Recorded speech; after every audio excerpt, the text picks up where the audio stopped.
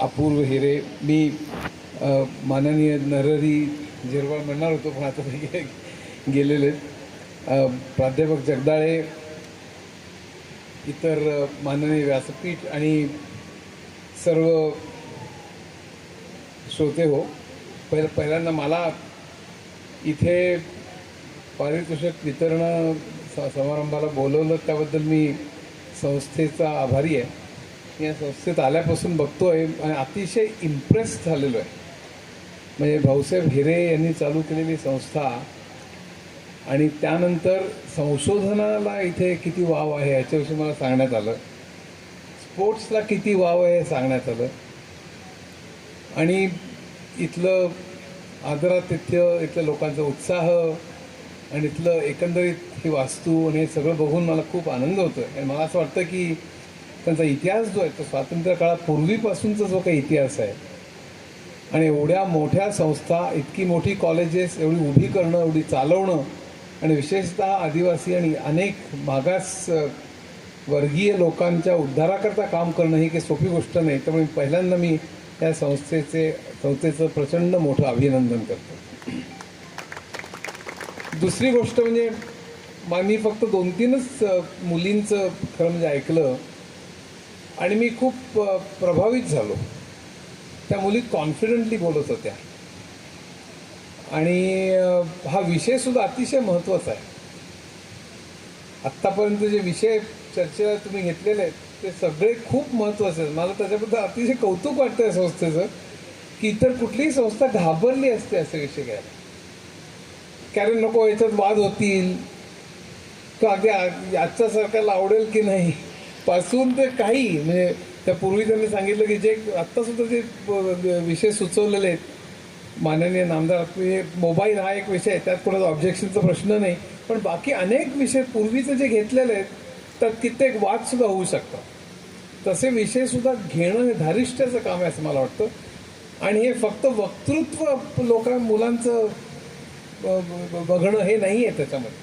त्या मुलांना विचार करायला लावणं आणि त्याच्याबद्दलचे मुद्दे शोधणं, बाजूनी किंवा त्याच्या विरुद्ध असे मुद्दे शोधणं आणि त्याच्याविषयी बोलता येणं. म्हणजे स्टेज करेज पण त्याला लागेल, वक्तृत्वही लागेल, हे सगळं असेल, पण त्याचबरोबर दोन्ही बाजूनी मुद्दे मांडता येणं हे सुद्धा फार महत्त्वाचं आहे. त्यामुळे अशा तऱ्हेच्या स्पर्धा आयोजित केल्याबद्दल सुद्धा या संस्थेचे मी अभिनंदन करतो. आणि मुख्य विषयाच्या विषयी मी 20-25 मिनटं बोलणार आहे. मुख्य म्हणजे काय आहे की हा विषय जो आहे प्रायव्हेटायझेशन, याविषयी 2 महत्त्वाच्या गोष्टी आपण लक्षात ठेवल्या पाहिजे. त्याविषयीची 2 मॉडेल्स आहेत. एक म्हणजे कॅपिटलिस्ट मॉडेल आणि दुसरं म्हणजे कम्युनिस्ट मॉडेल. कॅपिटलिस्ट मॉडेलमध्ये असं सांगण्यात आलेलं की सगळं प्रायव्हेट यांनी करावं.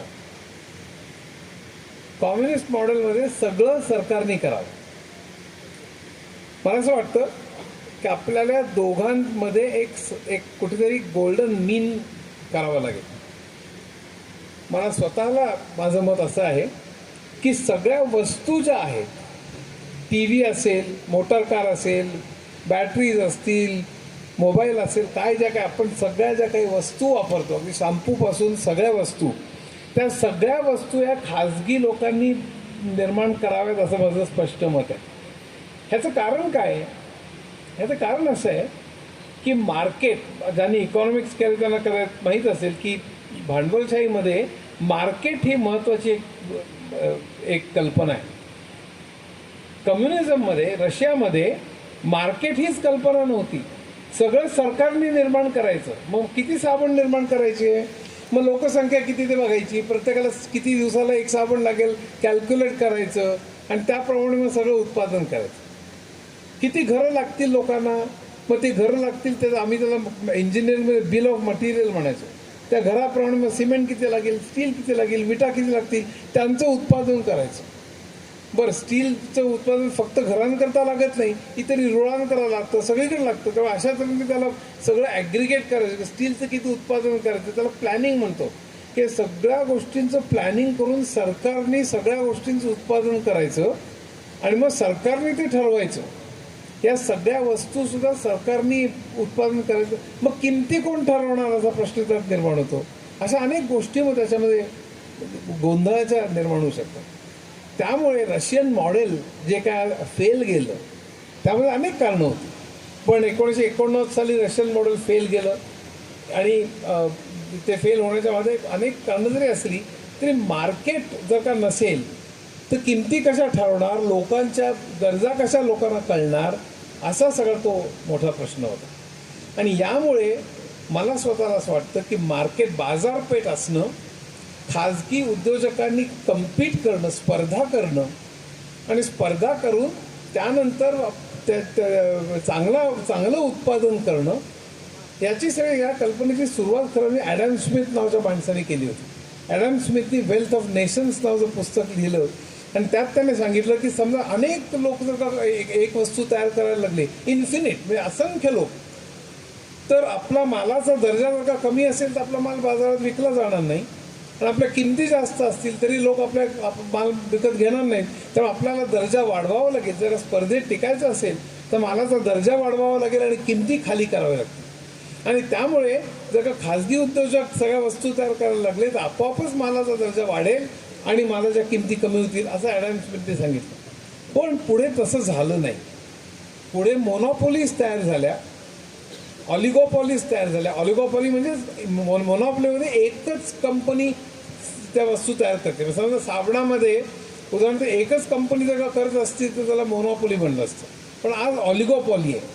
आज हिंदुस्तान लिव्हर आहे, आज निरमा आहे, अनेक कंपन्या आहेत, त्याला ऑलिगोपॉली म्हणतात. की काही कंपन्या मिळून मार्केटमधला 80-90% शेअर त्या काही कंपन्या बळकावून बसतात, त्याला ऑलिगोपॉली म्हणतात. त्यामुळे ॲडम स्मिथचं जे मॉडेल होतं की स्पर्धा अगणित अनंत स्पर्धा होईल, किमती कमी होतील, दर्जा वाढेल, हे व्यवस्थित ठरलं नाही आणि त्यात काही मोनोपॉलीज तयार झाल्या, ऑलिगोपॉलीज तयार झाल्या आणि मग ते मॉडेल फेल गेलं. त्यामुळे आता प्रश्न निर्माण झालेला आहे की प्रायव्हेट सेक्टरनी काय करावं आणि पब्लिक सेक्टरनी काय करावं. तर मला स्वतःला असं वाटतं की ज्या सगळ्या सेवा आहेत, म्हणजे बस सेवा असेल, रेल्वे असेल, या सगळ्या सेवा ज्या आहेत त्या सगळ्या सेवा पब्लिक सेक्टरनी केल्या पाहिजेत असं माझं मत आहे. त्या प्रायव्हेट सेक्टरनी, आणि आत्ताच एका मुलीने त्याच्याविषयी आर्ग्युमेंट केली, ती खूप चांगली केली होती. वाटतं आत्तापर्यंत पब्लिक सेक्टरच्या सेवा जिथे जिथे प्रायव्हेटाईज केलेल्या आहेत त्यात इंग्लंड, अमेरिका, माझ्याकडे तर चिकार उदाहरण आहेत, माझा एवढा वेळ नाही बोलायला, त्या अनेक ठिकाणी त्या हे एक्सपेरिमेंट की पब्लिक सेक्टरचं प्रायव्हेटाईज केलेल्या ज्या सेवा आहेत, सेवा म्हणतो मी, त्या सेवा म्हणजे हॉस्पिटल्स असतील, रेल्वे असेल, तर बसेस असतील, इतर अनेक सर्व्हिसेस असतील, हे जवळपास फेल्युअर गेलेलं आहे. त्याला किमती प्रचंड वाढलेल्या आहेत. शेकडो सर्व्हिसेस युरोपमधल्या ह्या पुन्हा पब्लिक सेक्टरकडे आणल्या गेलेल्या आहेत. त्याची अनेक उदाहरणं माझ्याकडे आहेत की त्या फेल्युअर का गेल्या. आणि त्याचं कारण असं की त्या सर्व्हिसेस जेव्हा प्रायव्हेट सेक्टरकडे गेल्या त्यांनी, तेव्हा त्या फक्त मुठभरांच्या फायद्याकरता काम करायला लागल्या. त्याच्यामध्ये प्रॉफिट हा एकच मोटिव्ह असल्यामुळे त्या सर्वसामान्यांच्या हिताकरता त्या काम करेनाशा झाल्या. आणि त्यामुळे पब्लिक सेक्टरनी सर्व्हिसेसकडे लक्ष द्यावं, मी सांगतो त्याप्रमाणे, आणि प्रॉडक्ट्सकडे प्रायव्हेट सेक्टरनी निर्माण कराव्यात. तिथे सरकारने लुडबुड करू नये, तिथे सरकारने उलटं त्यांना सपोर्टिव्ह रोल करावा, असं माझं स्वतःचं मत आहे. आता याच्यामध्ये फक्त काही मी 2-3 प्रायव्हेट सेक्टर पब्लिक सेक्टरच्या बाबतीत जे काही ऑब्जेक्शन घेतली जातात त्याच्याविषयी बोलणार आहे आणि साधारण ओव्हरव्ह्यू देऊन थांबणार आहे 10-15 मिनटात. नेहमी असं सांगितलं जातं की पैसे जर का पैशाचं इन्सेंटिव्ह नसेल तर लोक काम कसं करतील. पब्लिक सेक्टरमध्ये पैशाचं इन्सेंटिव्ह नसतं तर लोक कसे काम करतील, पैशाचं इन्सेंटिव्ह नसेल तर. हा नेहमी ऑब्जेक्शन घेतलं. मी त्यांना एकच प्रश्न विचारतो, सैनिक का लढतात हो? सैनिक ते बॉर्डरवरती हजारो लाखो कोट्यावधी जगातले सैनिक लढतात, ते का पैसे आपले जास्त म्हणजे म्हणून लढतात का? TIFR, IIT, इस्रो, अमेरिकेतले MIT आणि इतर अनेक नासासारखे हजारो लाखो सायंटिस्ट आज प्रचंड मोठ्या प्रमाणात संशोधन करत आहेत. कॉस्मॉलॉजी, बिग बँग सारख्याच्यावर संशोधन करत आहेत. किंवा क्षेपणास्त्रावर करतायत, सॅटेलाईट्सवरती करतायत, हे पैशाकरता करतायत. माझ्याकडे असंख्य उदाहरणं आहेत की जिथे पैसा हे कारण नाही आहे. मॅस्लो नावाचा मनुष्य होता सायकोलॉजीमध्ये, त्यांनी एक आपण का काम करतो त्यांनी त्याचा पिरॅमिड कल्पिला होता. त्यामध्ये बेसिक नीड म्हणजे फूड, शेल्टर, घर पाहिजे, फूड पाहिजे, ह्या बेसिक नीड्स पाहिजेतच. पण त्या एकदा तुम्हाला मिळाल्या की त्यानंतर फक्त पैशाकरता माणसं काम करत नाहीत. त्यांनी उलट एक सेल्फ ॲक्च्युलायझेशन नावाचा एक प्रकार त्यांनी सांगितला होता की मला काम करताना माझं स्वत्व मला कळतं, माझ्यातल्या ॲबिलिटीज मला कळतात, मला प्रचंड आनंद मिळतो ते काम करताना. त्यामुळे माणूस काम करतो. तो माणूस काम का करतो तर माणूस फक्त पैशाच्या मागे धावणारी कुत्री आहेत असं आपल्याला आज जे शिकवलं जात आहे ते संपूर्ण चूक आहे. त्याचे असंख्य उदाहरणं आहेत की जिथे फक्त पैशासाठी माणसं काम करत नाहीत. दुसरा एक मुद्दा सांगण्यात येतो की फक्त प्रायव्हेट सेक्टरमध्ये संशोधन होतं. तर प्रायव्हेट सेक्टरमध्ये संशोधन होतं हे तर अतिशय चुकीची गोष्ट आहे. त्यात एक मारियाना मुझोकाटो नावाच्या एका ऑक्सफर्डच्या इकॉनॉमिस्टचं एक पुस्तक आहे, द आंतरप्रुनरियल स्टेट म्हणून. त्याचा अर्थच असा आहे की सरकार हेच मुळे आंतरप्रुनरियल आहे. आंतरप्रुनर म्हणजे स्वतःचं एक उद्योजकता. सरकारच उद्योजक आहे. ह्याचं कारण असं, आणि तिने सगळं दाखवून दिलेलं आहे की आत्तापर्यंत जे महत्त्वाचे सगळे शोध आहेत ते सगळे शोध सरकारी मदतीने झालेले आहेत किंवा सरकारी संस्थांमध्ये झालेले आहेत. तुम्हाला भारतातलं उदाहरण द्यायचं तर IIT, TIFR, ISRO, Indian institute of science अशा अनेक संस्थांमध्ये जे काही BARC अशा संस्थांमध्ये जे काही संशोधन होतं ते संशोधन प्रायव्हेट जे इंडस्ट्रीज असतात, ज्या साबण आणि अमुक रेफ्रिजरेटर तयार करतात त्याच्या अनेक पट संशोधन होतं. त्या पुस्तकामध्ये दाखवून दिलेलं आहे की सरकारीनी सगळं संशोधन करायचं आणि मग प्रायव्हेट उद्योगांनी त्याचा फायदा घेऊन नफा मिळवणाऱ्या कंपन्या चालू करायच्या. एक उदाहरण द्यायचं मी इंटरनेटचं सगळं संशोधन हे ARPANET झालं होतं. ARPANET ही सरकारी संस्था होती, नाही सरकारी एक हे होती, डिफेन्स, अमेरिकेतल्या डिफेन्स डिपार्टमेंटने चालू केलेली होती. आणि त्यात ARPANETमध्ये सगळं संशोधन झालं ज्याच्यातनं इंटरनेट निर्माण झालं. ॲपलचं सुद्धा त्यांनी अनेक उदाहरणं दिलेली आहेत. फार्मा इंडस्ट्रीमध्ये उदाहरणं दिलेली आहेत. अनेक जिथे संशोधनं झाली अमेरिकेत, इंग्लंडमध्ये, भारतामध्ये, त्या सगळ्या संशोधनामध्ये सगळ्यात जास्त सरकार हे कारणीभूत होतं. म्हणजे इनफॅक्ट एक स्टडी आहे 1992 ते 2007 जे काही सगळं संशोधन झालं त्यामध्ये 80 ते 90% सरकारचा भाग होता आणि प्रायव्हेट कंपन्यांचा भाग अतिशय कमी होता.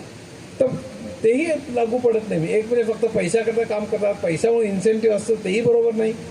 बरं तिथे ही संशोधन जास्त होतं, तेही बरोबर नाही. आणखीन एक लोक म्हणतात की नाही तिथे लोक एफिशियंट असतात, तिथे लोक काम करतात. काही प्रमाणात ते बरोबर जरी असलं तर सुद्धा एफिशियंट काम करणाऱ्या चिक्कार कंपन्या, सिंगापूर एअरलाइन्स ही सरकारी आहे. सिंगापूर एअरलाइन्स ही अनेक इतर प्रायव्हेट कंपन्यांपेक्षा हे चांगलं काम करू शकते. तर ती सरकारी आहे म्हणून ती वाईट काम करेल असं हे गणित बरोबर नाही. आणखीन एक सांगितलं जातं की सरकारी संस्थांमध्ये फार इनएफिशियंट असतात तर त्यांच्यामध्ये लोक फार असतात. माझ्याकडे स्टॅटिस्टिक्स आहे की लोक पर मिलियन जर का तुम्ही म्हणाल पर 10 लाख किंवा पर लाख सरकारी आपल्याकडे किती कर्मचारी आहेत तर आपल्याकडे पर मिलियन जेवढे सरकारी कर्मचारी आहेत त्याच्या अनेक पटीने जास्त कर्मचारी पर मिलियन हे Singapore, Korea, Japan, Europe, America इथे आहेत. नंबर ऑफ जजेस per million, number of teachers per million, number of engineers per million, number of professors per million, मी सरकारी म्हणतोय, नंबर ऑफ संशोधक per million, number of patents per million, number of psychiatrist per million, number of hospitals per million, number of, हे सगळं तुम्ही घेतलं तर आपण अतिशय खालच्या लेवलला आहोत. याचा अर्थ भरणं खरं म्हणजे व्हायला पाहिजे सगळीकडे. आपल्याकडे प्रचंड जास्त लोक आहेत म्हणून आपण इनएफिशियंट नाही होत. सरकारी कर्मचाऱ्यांची संख्या पर मिलियन पॉप्युलेशन ही भारतामध्ये अतिशय कमी आहे इतर, हे लक्षात ठेवा. याचा अर्थ सगळे सरकारी कर्मचारी उत्तम काम करतात, सरकारी कुठल्याच कंपन्यामध्ये कधी ढिलाई होत नाही असं माझं मुळीच म्हणणं नाही आहे. ते अर्थातच त्यात टाईटन करायला पाहिजे, त्यात शिस्त आणायला पाहिजे, पण ते प्रायव्हेट कंपन्यांमध्ये तशाच शिस्त आणायला पाहिजे. फक्त प्रश्न एवढा की आत्ता सांगितलं नामदारांनी तसं प्रायव्हेट कंपन्या फक्त नफ्याकडे बघतात आणि त्यामुळे अनएम्प्लॉयमेंट ही प्रचंड वाढते. बेसुमार टेक्नॉलॉजी वापरलेली असते त्यामुळे अनएम्प्लॉयमेंट प्रचंड वाढते, कारण त्यामुळे ते देणं घेणं नसतं. ते त्याचं म्हणून दोन्हीचा बॅलन्स आपल्याला करायला पाहिजे, हा त्यातला सगळ्यात महत्त्वाचा भाग. एक महत्त्वाचा मुद्दा मला सांगण्याचा सांगून मी थांबणार आहे की या ठिकाणी महत्त्वाचं काय आहे. महत्त्वाचं असं आहे, आपण का मागे आहोत. आपण मागे असण्याचं माझ्या मते एक सगळ्यात महत्त्वाचं कारण असं की सरकार ज्याला सोशल इन्फ्रास्ट्रक्चर आपण म्हणतो त्याच्यावर खर्च करत नाही. म्हणजे शिक्षण, आरोग्य, रस्ता, पाणी, वीज, सार्वजनिक वाहतूक, स्वस्त घरं, याला मी एक सोशल इन्फ्रास्ट्रक्चर म्हणतो. मग त्याच्या पुढे बाकीचे इन्फ्रास्ट्रक्चर येईल, मोठमोठे हायवेज येतील, आणखीन काय काय. पण शिक्षण, आरोग्य, रस्ता, पाणी, वीज, सार्वजनिक वाहतूक यावरती सरकारने भरमसाठ खर्च केला पाहिजे. पुढचे 20 वर्ष मान वरती न करता खाली फक्त ह्याच्यावर जर का खर्च केला भरमसाठ, तर आपण जगामध्ये कम्पीट करू शकतो. तुम्हाला एक सहज सांगतो, आपल्याकडे शिक्षणावरती आपल्या GDPच्या राष्ट्रीय उत्पादनाचा 6% खर्च केला पाहिजे असं सगळे सांगतायत. आपण किती करत असू तर आपण GDPच्या म्हणजे राष्ट्रीय उत्पादनाचा फक्त 3% खर्च करतो आरोग्यावरती. आणि त्यामुळे आपल्या शिक्षक, माझ्या अनर्थ नावाच्या पुस्तकात सगळं स्टॅटिस्टिक्स दिलेलं आहे. आपल्याकडे किती शाळांमध्ये 72% शाळांमध्ये प्रयोगशाळा नाहीत, 70% कम्प्युटर नाहीत, इतक्या ह्याच्या 40% मुलींची टॉयलेट्स नाहीत. माझ्याकडे भयानक स्टॅटिस्टिक्स आहे. हे सरकारी शाळांचं म्हणतोय. ते त्या सगळ्या सुधारल्या पाहिजेत. पहिल्यांदा तिथे प्रचंड आपल्याला इन्व्हेस्टमेंट केली पाहिजे. इथे BSc आणि MSc बेकार फिरत आहेत आणि इकडे शिक्षक नाही आहेत शाळेमध्ये. हे चांगलं कसं सोडवणार. एका बाजूला नोकऱ्या शोधत ते लोक फिरत आहेत आणि इकडे शिक्षक नाही आहेत. तर भयंकर चिकार खर्च केला पाहिजे, क्वालिटी पण वाढवली पाहिजे. आरोग्यावरती आपण 5% GDPचा खर्च केले पाहिजेत असं सगळे सांगतात. WHOने सांगून ठेवलेलं आहे 5% खर्च केले पाहिजे. कित्येक तज्ञ म्हणतात 5 नाही निदान 3% करा. आपण किती करतो आरोग्यावरती? 1.1% किंवा 1% किंवा 0.9%, 0.9 to 1.2 मध्ये आपण फिरत असतो. त्यामुळे मग 2 कॅन्सर पेशंट्स एका बेडवरती, जमिनीवरती किंवा 2 बाळंतिणी एका बेडवरती, कॅन्सर पेशंट जमिनीवरती. फक्त जिथे जिथे सेंटर्स आहेत, हेल्थ सेंटर्स, की तिथे एक्सरे मशीन आहे, ECG मशीन आहे, नर्स आहे, ते डॉक्टर आहे, तिथे बेड आहे. जे काहीतरी त्यांनी यादी केलेली की ही यशस्वी यादी असेल तर ते हॉस्पिटल चांगलं. मी पंचतारांकित हॉस्पिटल म्हणत नाही आहे, मी साधं खेड्यातलं तालुक्यातलं हॉस्पिटल म्हणतोय. अशा हॉस्पिटलची यादी सरकारने केली. सरकारच्याच यादीप्रमाणे जी हॉस्पिटल्स ते क्रायटेरियन पास करतात त्यांची संख्या फक्त 11% 11. ह्याचं कारण आपल्याला भयानक दुर्दशा आहे आणि हे सगळ्या सरकारने केलेली आहे. हे की मी फक्त आत्ताच्या सरकारवर टीका नाही करत आहे. हे गेल्या अनेक वर्षांपासून आपण आरोग्य आणि शिक्षणाच्याकडे दुर्लक्ष केलेलं आहे. आता तुम्हाला दुसरी बाजू सांगतो. चीन, कोरिया, दक्षिण कोरिया, सिंगापूर, हाँगकाँग, तैवान, युरोप, जपान, अमेरिका या सगळ्या देशांनी म्हणजे त्यांच्या सरकारांनी, प्रायव्हेट कंपन्यांनी नव्हे, त्यांच्या सरकारांनी या सोशल इन्फ्रास्ट्रक्चर, शिक्षण, आरोग्य, रस्ते, पाणी, वीज, सार्वजनिक वाहतूक याच्यावर प्रचंड पैसा खर्च केला. सरकारांनी, कंपन्यांनी नव्हे. आणि तो खर्च केला आणि हे इन्फ्रास्ट्रक्चर उभं केलं म्हणून प्रायव्हेट कंपन्या या उभं राहून त्यांचं उत्पादन करू शकल्या. आपल्याकडे ते नाही आहे. म्हणून प्रायव्हेटायझेशन पब्लिकनी केलं पाहिजे की प्रायव्हेटायझ हा मुद्दा बरोबरच आहे, मी माझं मत सांगितलं आहे. पण त्याच्या अगोदर आपण ह्याचा विचार केला पाहिजे की सरकारने हे इन्फ्रास्ट्रक्चर जर का तयार केलं तरच आपलं GDP वाढेल, तरच इक्वॅलिटी वाढेल, तरच लोक त्यात समान संधी मिळेल लोकांना. आज जे 36 लोकांना 32 लोकांना लिहिता वाचता येत नाही, आज 40% कुपोषण आहेत. या अशा परिस्थितीमध्ये भयानक विषमता आहे. आत्ताच ऑक्सफॅमचा रिपोर्ट आलेला आहे. प्रचंड विषमता भारतामध्ये जगभर पसरलेली आहे. आणि त्या विषमतेचं एक अतिशय महत्त्वाचं कारण असं की हे जे सगळं इन्फ्रास्ट्रक्चर आहे ते आपण सगळ्या लोकांना प्रोव्हाइड केलेलं नाही आहे. त्यामुळे आपण समान संधीवरतीच लोक कम्पीट करू शकत नाहीत. ते शिक्षणच ते लोकांना मिळत नाही चांगल्या तऱ्हेने, मेजॉरिटी लोकांना, किंवा आरोग्य मिळत नाही. पंचतारांकित हॉस्पिटल्समध्ये लाखो रुपये खर्च करून आपल्याला ट्रीटमेंट मिळू शकते, पण बाकी 60-70% लोकांना ते होऊ शकत नाही. आज भारतामध्ये गरिबी किती असं वाटतं तुम्हाला? एक साधी गोष्ट सांगतो, 80 कोटी लोकांना ज्या अर्थी 5 किलो धान्यावर जगावं लागतंय, ते काय 3 BHK आणि 2 BHK रो हाऊसमधली मंडळी 5 किलो धान्यासाठी उभे राहत नाहीत. ज्या अर्थी 5 किलो धान्य 80 कोटी लोकांना द्यावं लागतं, त्या अर्थी ते प्रचंड गरीब आहेत. आणि नीती आयोगच्या स्टॅटिस्टिक्सप्रमाणे ही संख्या 80 कोटी नसून 89.5 कोटी आहे. आणि कोरोनामुळे 30 कोटी लोक आणखीन दारिद्र्य रेषेच्या खाली गेले. 130 कोटी लोकांपैकी 100 कोटी लोक जेमतेम दारिद्र्य रेषेवरती आपल्या जगत आहेत. ही खरी परिस्थिती आहे आपली. शिक्षणाची परिस्थिती सांगितली मी, आरोग्याची परिस्थिती सांगितली. या सगळ्या बाबतीमध्ये आपल्याकडे सुद्धा 1936 साली बॉम्बे प्लॅन म्हणून निघाला स्वातंत्र्यापूर्वी. आणि त्या टाटा बिर्ला सगळे होते, श्रीराम होते, लालभाई होते. त्यांनी बॉम्बे प्लॅन काढला आणि त्यांनी सांगितलं आपल्याकडे पब्लिक सेक्टर हवा. त्या प्रायव्हेट लोकांनी सांगितलं की आपल्याकडे पब्लिक सेक्टर हवा. का? कारण त्यावेळी रस्ते नव्हते, धरणं नव्हती, स्टील नव्हतं, सिमेंट नव्हतं. या सगळ्या उत्पादनाला वेळ खूप लागतो, पैसा खूप लागतो, जेस्टेशन पिरियड म्हणतात. म्हणजे खूप थांबलं की प्रॉफिट मिळतो, तो पण भयंकर मिळत नाही. साबणात कसा पटकन मिळतो, पण हे हाय इन्फ्रास्ट्रक्चर असल्याशिवाय साबण तयार करणार कसा? मग ज्याच्यात नफा कमी आहे, ज्याला वेळ लागतो नफा मिळायला, ते कोणीतरी केलं पाहिजे. मग ते सरकारने करावं म्हणून बॉम्बे प्लॅन आला आणि तिथनं पब्लिक सेक्टर सुरू झाला.